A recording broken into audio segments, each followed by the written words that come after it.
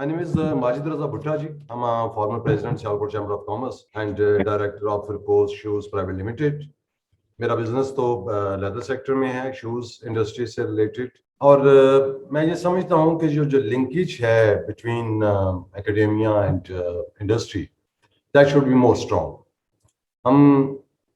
हमने काफ़ी देर से सियालकोट चैम्बर के प्लेटफॉर्म से, तो हम काफ़ी देर से इसको बेहतर करने में लगे भी रहते हैं।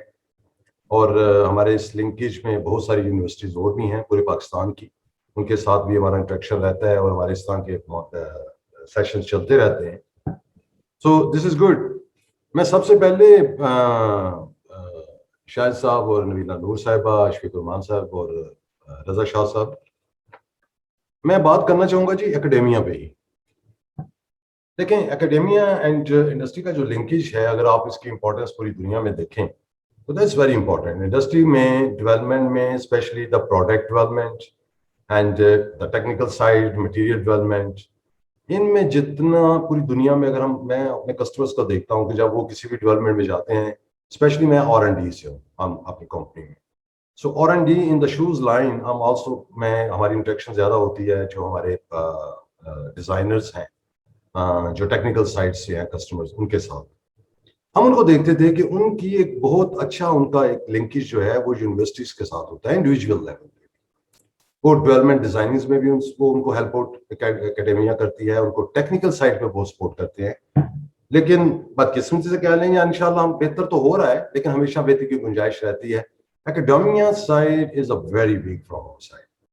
पाकिस्तान में इंडस्ट्री को अगर हम पूरी पीछे हिस्ट्री में, 34 ईयर हो गया मुझे बिजनेस में, मैं जो देख रहा हूँ कि हमें ना होने के बराबर उस तरह की सपोर्ट मिलती है जो कि मिलनी चाहिए। हालांकि इंस्टीट्यूट हमारे पास बहुत बहुत अच्छे हैं, इसमें कोई शक नहीं है। हमारी यूनिवर्सिटीज, हमारी technical universities, not technical but the engineering universities, they are really one of the, मैं कह सकता हूँ दुनिया में अच्छे नामों में एक नाम आते हैं। लेकिन उस तरह वो शायद, उसकी वजह शायद मैं ये देखता हूँ कि जो करिकुलम हमारे सेट किए जाते हैं, बच्चों को पढ़ाए जाते हैं, वो ना तो इंडस्ट्री को ऑन बोर्ड किया जाता है क्योंकि इश्यूज हैं क्या, ना उनसे कभी डिस्कस किए जाते हैं। सियालकोट में तो बदकिस्मती से हमारे पास इंजीनियरिंग यूनिवर्सिटी है ही कोई नहीं थी। अभी कुछ प्राइवेट सेक्टर में आ रही है, पब्लिक सेक्टर में तो थी नहीं। हमारे जितने भी सेक्टर्स हैं अगर देखें तो हमारे पास पाकिस्तान में कोई ऐसा इंस्टीट्यूट नहीं है जो हमारे सेक्टर्स में हमें हेल्प आउट करे, टेक्निकल साइड्स पे हो या डिजाइनिंग में हो या डेवलपमेंट में हो, मटेरियल डेवलपमेंट में हो, किसी में भी हो। सो इस पे मैं समझता हूँ कि हम बहुत कमजोर हैं। और ये यूनिवर्सिटी, आज मैं बल्कि यूनिवर्सिटी ऑफ सियालकोट से भी ये कहूंगा, मेरी इनसे पहले भी इससे कुछ मीटिंग्स हुई, we need basically a technical universities, not only engineering universities. मैं रेगुलर बेसिस पे हमारी बहुत पुराना एक यूनिवर्सिटी है, नॉर्थहैम्पटन यूनिवर्सिटी, यूके में। हम जब फुटबॉल बिजनेस में थे, लेदर में थे शुरू से, तो हम कोई भी डेवलपमेंट करते तो हमारा उनसे साथ रब्ता रहता था और वो हमें बड़ा हेल्प आउट भी करते थे, चार्ज बेसिकली। हमने कोई भी प्रोजेक्ट देते थे तो वो हमें डेवलप करके उसकी फॉर्मुलेशन, उसका सारा कुछ दे देते थे और मैं उनको विजिट भी करता रहा। शायद मैंने जिंदगी में शायद 3-4 दफा उन्हें विजिट भी किया। अभी रिसेंटली मैं 3-4 साल पहले वहां पे गया हुआ था। It's one of the state of the art university जो लेदर प्रोडक्ट को स्पेशली शूज में और गारमेंट्स में, बैग्स में, फैशन में, इसमें सारे अपने कोर्सेज करवाते हैं। कंप्लीट ट्रेनिंग कोर्सेज होते हैं उनके।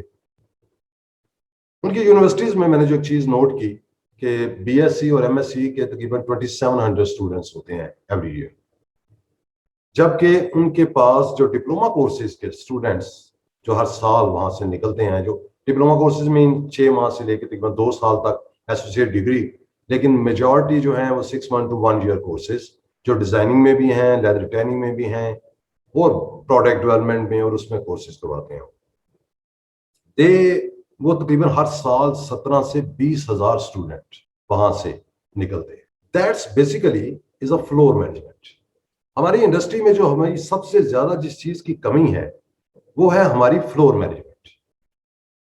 हमारी, हम असल में बेस करते हैं और डिपेंड करते हैं अपने, वो आपको पता होगा जो मिस्त्री और वो अनपढ़ एक स्किल्ड बेस्ड लोग जो कि मैनेजमेंट बिल्कुल नहीं समझते, हम उनको लेते हैं। मजबूरी है कि हमें पढ़े लिखे स्किल्ड बेस बंदे नहीं मिलते फ्लोर मैनेजमेंट के लिए।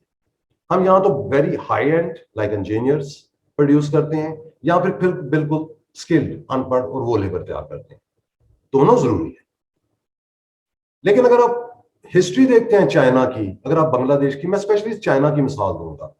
मैंने चाइना को फर्स्ट टाइम विजिट किया, दैट वाज 34 ईयर बैक।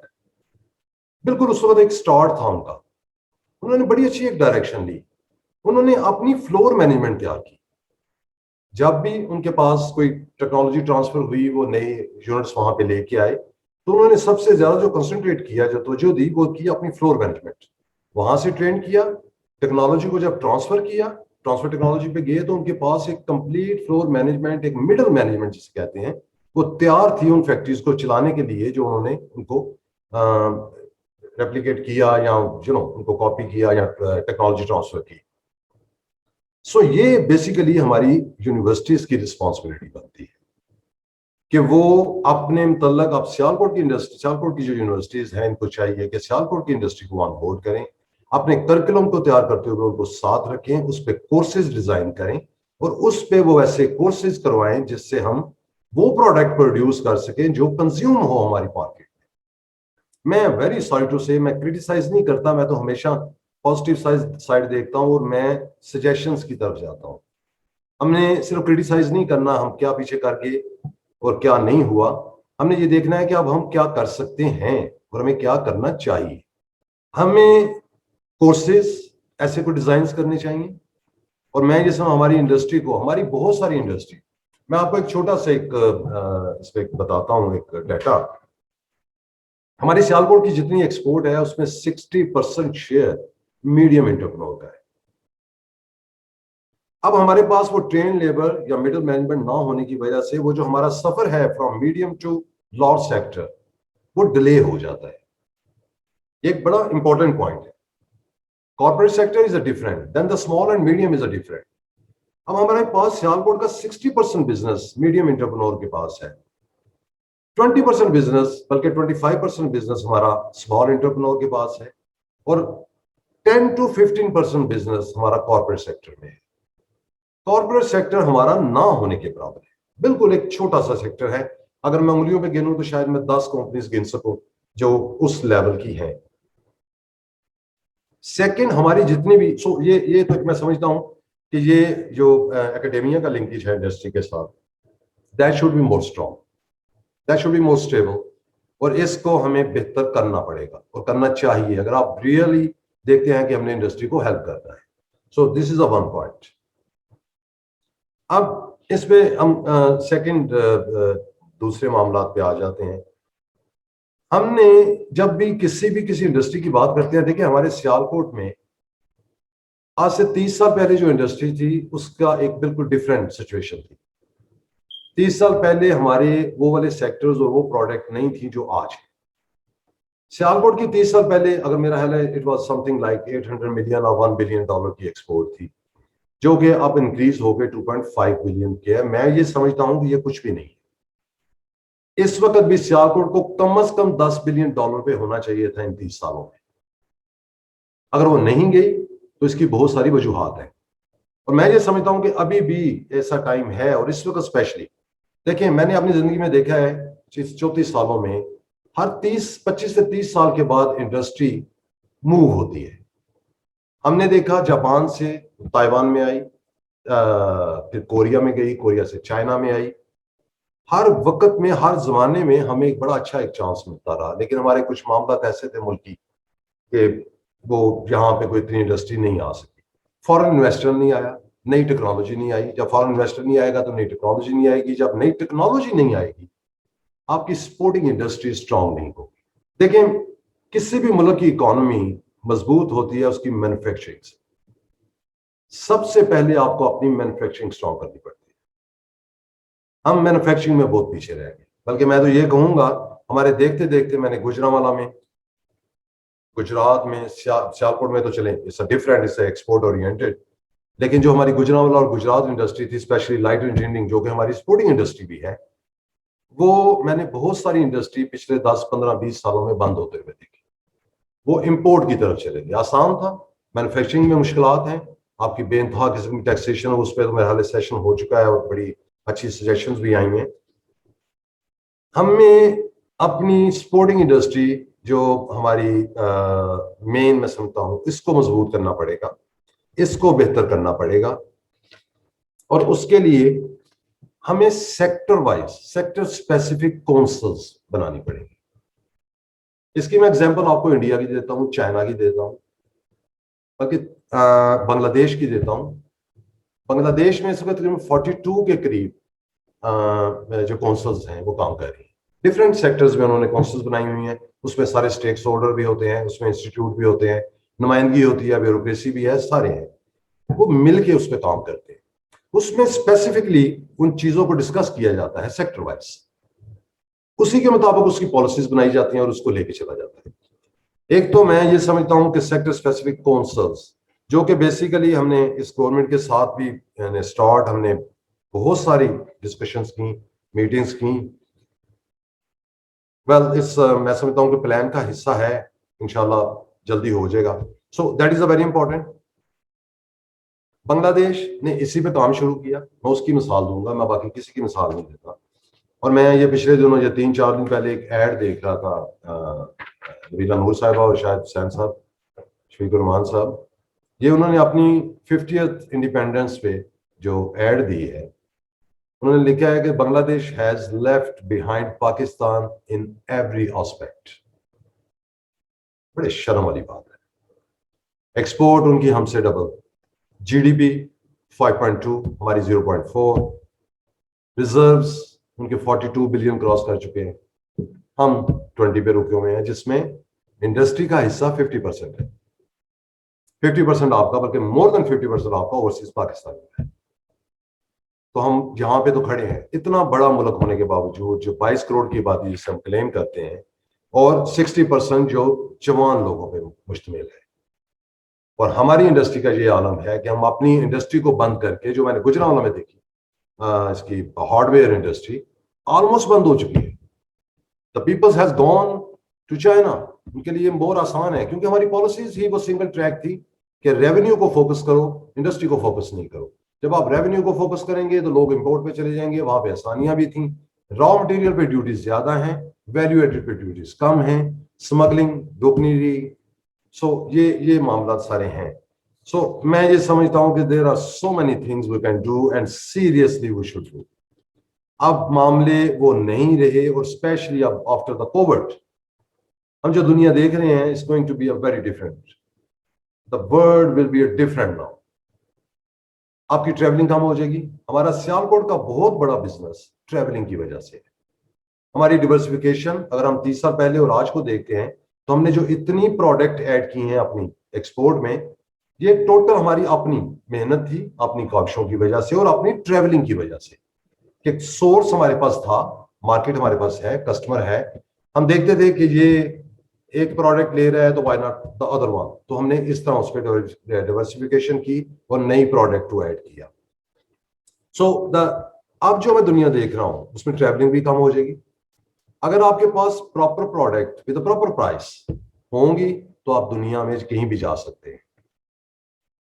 हमें इस पे काम करना है।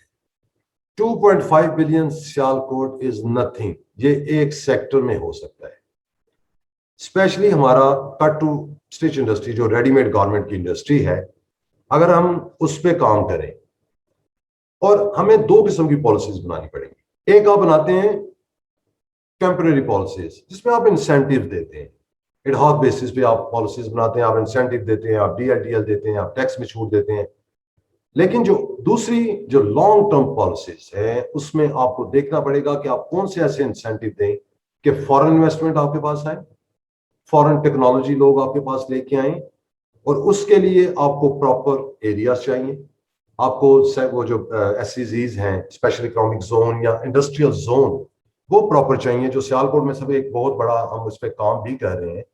सियालकोट में इस वक्त एक इंडस्ट्रियल जोन की बेइंतहा जरूरत है, जहां पे वो सारे इंसेंटिव्स हों जो कि इस वक्त स्पेशल इकोनॉमिक जोन्स में है, जो एक फॉरेन इन्वेस्टर और फॉरेन कंपनीज के लिए दिए जा रहे हैं। उस तरह का हमें एक जोन चाहिए। वेलकम वसीम भट्टी साहब। वसीम भट्टी साहब जी हमारे सर्जिकल के एक बड़ा नाम, माशाल्लाह, आप भी तशरीफ लाए। सो इस पे भी हमें काम करना पड़ेगा। और जैसे अगर आप इससे पहले आप 2000 में शायद हुसैन साहब ने और नवीना नूर साहिबा ने बात की न्यू स्टैंडर्ड्स पे, जो न्यू कंप्लायंसेस वर्ल्ड में आ रहे हैं, it's going to be a very big issue. हमने 2016 से बल्कि 2015 से इस पे शोर डालना शुरू किया हुआ है, स्पेशली जो नए कंप्लायंस आपको पता ही है, जो लेदर और गारमेंट्स में, टेक्सटाइल में, so basically is the same complete supply chain पे आने हैं नए कंप्लायंस।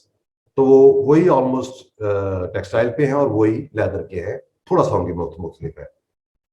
उसी को देखते हुए हमने ये जो टेनरी जोन सियालकोट में बनाना शुरू किया है, ये उसी का बेसिकली एक इब्तिदा थी कि हम एक प्रॉपर एक जोन बनाएं जहां पे सारी इंडस्ट्री, लेदर इंडस्ट्री वहां पे शिफ्ट हो, वाटर ट्रीटमेंट प्लांट हो, वेस्ट सॉलिड वेस्ट का डंपिंग या सिंटरिंग या जो भी है वो उस पर वहां पे बनाएं। वो प्रोजेक्ट भी हमारा इंशाल्लाह कंप्लीशन के नजदीक है, अल्लाह करे वो जल्दी जल्दी कंप्लीट हो, क्योंकि LWG the leather working group 2021 is a last year. अगर उसको कंप्लायंस आप नहीं करते तो यू कैन नॉट एक्सपोर्ट। बदकिस्मती से अभी तक पाकिस्तान की सिर्फ 4 से 5 टैनरीज हैं जो इसको सर्टिफाइड कर चुकी है। एक कसूर में है शायद, और 2 या 3 लाहौर में है, या 2 कसूर में है। 15 टैनरीज हमारी बड़ी ऐसी हैं जो इन प्रोसेस हैं, लेकिन वो भी कोविड की वजह से भी उनका डिले हो गया। So it will take maybe another year और maybe 2। So it's mean कि अगर हम LWG सर्टिफिकेशन नहीं करते तो वी कैन नॉट एक्सपोर्ट। हमारी सियालकोट की industry is a complete value added industry है लेदर सेक्टर में, और इवन टेक्सटाइल में भी। इस पे हमें बहुत जल्दी, और मैं इस पे काफी देर से कह रहा हूं कि LWG की एक कौंसल, एक लेदर की कौंसल बनाएं, जिसमें LWG को हम मेन अपना एक फोकस करें और इस पे काम शुरू करें। इंडिया लेदर के जो टेनरी जोन है, जिसे हम लेदर टेनरी जोन कहते हैं, इंडिया के अंदर तकरीबन 35 लेदर जोन्स बन चुके हैं, और हमारा अभी तक एक भी कंप्लीट नहीं हुआ। जो कसूर में था वो भी बंद पड़ा है।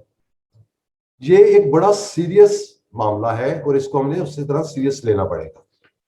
लेदर में हमारी एक्सपोर्ट किसी जमाने में 500-600 मिलियन डॉलर हुआ करती थी, जो कि रिड्यूस होकर 300 मिलियन पे आ चुकी है। इंडिया, बल्कि सॉरी, $1 बिलियन हमारी थी, जो अब रिड्यूस होकर 600 मिलियन पे आ चुकी है।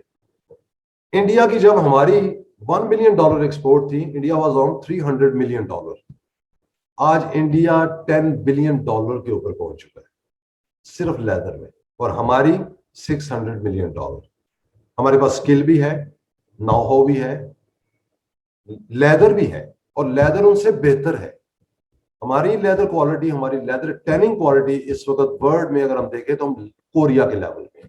हमारे टैनर अब जाके चाइना और कोरिया की टैनरीज में काम कर रहे हैं, और हमारी एक्सपोर्ट कम से कम होती जा रही है।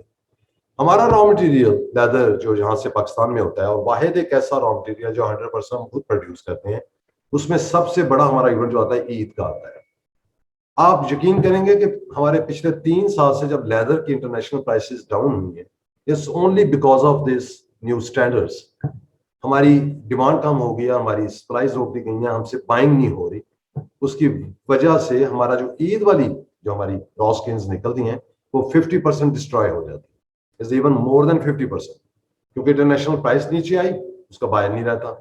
इन चीजों को देखते हुए जो रॉ मटेरियल है हम उसको भी जाया कर रहे हैं। So this is a very serious matter. हमने जो जोन्स बनाने हैं उसमें हमें वाटर ट्रीटमेंट प्लांट भी चाहिए, उसमें हमें सॉलिड वेस्ट ट्रीटमेंट प्लांट भी चाहिए, इंसिनरेटिंग भी चाहिए, और हम उसको वेस्ट टू एनर्जी पे भी जा सकते हैं। इसमें हमने चैम्बर में काम भी किया हुआ है, बल्कि हमें एक ऑफर भी आई थी इंडोनेशिया की कंपनी की, जिसने हमें ऑफर की थी कि अगर गवर्नमेंट इसमें हमें सपोर्ट करे, जगह दे, देवर उस वक्त वो रेडी थे कि इन्वेस्टमेंट भी करेंगे, और वो तकरीबन 20 to 25 मेगावाट का यूनिट यहाँ पे लेके आना चाहते थे। So we can also work on it, but हम अकेले कुछ नहीं कर सकते। गवर्नमेंट साइड से डेफिनेटली हमें सीरियस सपोर्ट चाहिए, और इस पे काम भी मेरा ख्याल है होना चाहिए। हम बात ईज ऑफ डूइंग या कॉस्ट ऑफ डूइंग की करते हैं, इस ऑल इन्हीं चीजों से रिलेटेड है। ईज ऑफ डूइंग, देखें, हमने ये कभी नहीं कहा कि आप हमें ये इंसेंटिव दें इन शेप ऑफ रिफंड्स या अदर थिंग्स। वो होते हैं, वो जो हमारा हक है वो तो हमने लेना है। हम कोई एक्स्ट्रा नहीं मांगते, लेकिन हम अगर कोई ईज ऑफ डूइंग की बात करते हैं तो इन्हीं चीजों की करते हैं कि हमें गवर्नमेंट इन साइड्स पे हमें सपोर्ट करे। कोविड के टाइम पे मैंने जो ऑब्जर्व किया, मैं मीटिंग्स भी मुख्तलिफ करता रहता हूँ, दोस्तों से मिलता रहता हूँ, स्पेशली स्मॉल एंटरप्रेन्योर में हमारा जो रेडीमेड गारमेंट है, हमारा जो स्पोर्ट्स वेयर है, मैंने ये देखा कि वो इतना वो बड़ा भी है। छोटे छोटे हमारे स्मॉल एंटरप्रेन्योर जिन्होंने 10 मशीन 5 मशीनों से लेकर 20 मशीनों तक लगाई हुई है, 50 लाख रुपए से लेकर 3 या 4 करोड़ रुपए की एक्सपोर्ट करते हैं। वो अगर आप देखें तो वो पिछले 2-3 सालों में, और स्पेशली इस कोविड में, दे आर इन हंड्रेड्स। तो इस वक्त इसका मतलब ये हुआ कि आपके पास वो जो एक ये ई कॉमर्स में इतना बड़ा स्कोप है कि जो brand prices are very high, और अगर आप अपना ब्रांड इस वक्त मार्केटिंग में, इस वक्त this is a very good time कि आप बड़ी इजीली मार्केट में पेनिट्रेट कर सकते हैं। और उनके लिए हमें 2 किस्म की पॉलिसीज बनानी पड़ेंगी। एक है शॉर्ट टर्म। हमारे पास, हमारी बदकिस्मती से, हमारी total textile industry is based on cotton, आप जानते ही हैं। हमने, हमारी जो स्पोर्ट्स वेयर इंडस्ट्री है, ये सब 97% पोलिएस्टर बेस, और हमारे पाकिस्तान में इस पे काम कोई नहीं हुआ। ना हमारे पास प्रॉपर इसकी कोई निटिंग है, ना वीविंग है, ना स्पिनिंग है, ना डाइंग है, ना कोटिंग है। हमारी टेक्सटाइल इंडस्ट्री जो सिर्फ कॉटन पे है, उनको भी अब चाहिए कि इसकी, एक तो हमारे पास कोई पोलिएस्टर फाइबर यूनिट नहीं है। जो हमारे पास 2 यूनिट पाकिस्तान में हैं, रूपाली और एक और है शायद, वो जो फाइबर प्रोड्यूस कर रहे हैं वो हमारी गारमेंट्स के लिए नहीं है, इट्स वेरी हैवी होगा। हमें एक तो पोलिएस्टर फाइबर पे काम करना पड़ेगा, उसके बाद हमें इसकी knitting, weaving and dyeing and coating, इस पे काम करना पड़ेगा। और इसकी इंडस्ट्री, और वो तभी मुमकिन होगा, जैसे मैंने कहा है, कि अगर हमारे पास कोई इंडस्ट्रियल इकोनॉमिक जोन होंगे, तो हम उन बाहर की कंपनीज को अट्रैक्ट कर सकेंगे, वो यहाँ पे आए और उनके साथ जॉइंट वेंचर्स किए जा सके। So we are already working, एक प्रोजेक्ट पे हम काम भी कर रहे हैं, और हमने ऑलरेडी 1-2 कंपनी से अपने बात भी की है, and they are also interested, but they are asking कि हमने आना कहाँ पे है और हमें क्या क्या इंसेंटिव गवर्नमेंट देती है। तो हमने गवर्नमेंट से इस मामले में बात कर रहे हैं। एंड द सेकेंड इज, जो एडहॉक बेसिस पे हमने पॉलिसीज देनी है, जो टेम्परेरी इंपोर्ट पे है। हमें इतनी सख्त मुश्किलात है इंपोर्ट में, इतना मुश्किल कर दिया गया है उसको, कि एक small entrepreneur, even medium entrepreneur, ये सोचते ही नहीं कि वो डायरेक्ट इंपोर्ट करे। जब वो डायरेक्ट इंपोर्ट नहीं करता तो वो जाता है मार्केट में, वो कमर्शियल इंपोर्टर्स के पास जाता है। कमर्शियल इंपोर्टर्स के पास वो जाता है तो प्राइस डबल हो जाती है। 70 to 75% टैक्सेस, ड्यूटीज उसके ऊपर ऐड हो जाती हैं, प्लस मार्जिन। और इस वक्त जो रॉ मटेरियल पूरी दुनिया में, आपको भी पता होगा कि तकरीबन 15 से 20% रॉ मटेरियल सारे इंक्रीज हो गए। तो अगर हम इंपोर्ट प्राइस के साथ अवेलेबल जो लोकल कमर्शियल इंपोर्टर से प्राइस को कंपैरिजन करते हैं, तो इट्स ऑलमोस्ट डबल। जो 500 मीटर पर मीटर फैब्रिक सियालकोट में अवेलेबल है, अगर आप इंपोर्ट करते हैं तो that's cost you 225 to 250 rupees. हम उसको कैसे compete करेंगे? और इंपोर्ट इतनी मुश्किल है कि मेरे जैसा मीडियम एंटरप्रेन्योर भी उस पे जाने से पहले सोचता है। उसमें वो चाहे डीटीआर हो, चाहे उसमें ईओयू हो, या उसमें एसआरओ 492 हो, 494 हो, इतनी ज्यादा उसमें मुश्किलात है, इतना कॉम्प्लिकेटेड उसको कर दिया गया है। और आप भी सब जानते हैं कि कॉम्प्लिकेटेड क्यों किए जाते हैं मामला। वो कॉम्प्लिकेटेड किए जाते हैं तो उसके जो बेनिफिशियर हैं उनको फायदा होता है वो उसमें। सो मैं ये समझता हूं कि इस वक्त, और हमारा जो रेडीमेड गारमेंट जो कि इस वक्त $500 मिलियन पे है, शायद इस साल वो 600 पे हो जाए। इजीली अगर हमारी पॉलिसीज बेहतर हो, we can go up to $2 to 3 billion into 2 year. Potential है, मार्केट है, और हम जा सकते हैं उसमें। सो बट एनीवे, इस पे ये करने को तो मेरा हाल है, बहुत सारी और भी बातें हैं। सो मैं अपने दूसरे दोस्तों को मैं चांस दूंगा कि वो भी इस पे बात करें। बहुत शुक्रिया जी। अगर इस पे कोई भी हमने डिटेल में या कोई क्वेश्चन आंसरिंग हुई तो हम अवेलेबल, मैं बैठा हूँ। थैंक यू वेरी मच जी। खुदा हाफिज़।